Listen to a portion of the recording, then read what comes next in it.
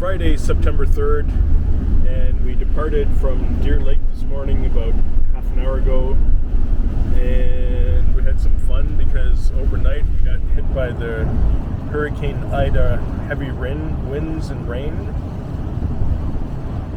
As you can see, we got quite a bit of rain here, and we also had a lot of condensation problems in here, so all this up here was dripping, and it dripped onto this part here where the horn is.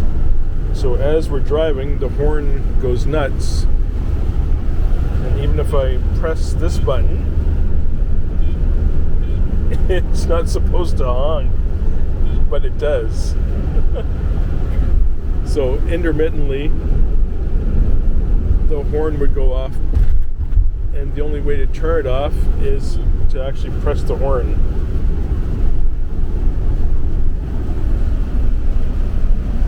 Oh, it's a Jeep.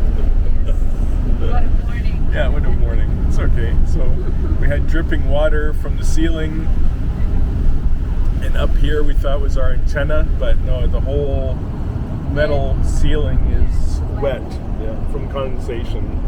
It's like 100% humidity outside right now. So in 4.5-5 years of ownership, this is the worst so far. But we'll get to we're at Gander and then St. John's. St. John's in the next 6 hours. White Bay convenience. You see you. Oh yeah. Route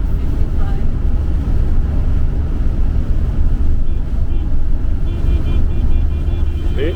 This is what happens. I'm not touching anything. And the way to stop it is just press on the horn button.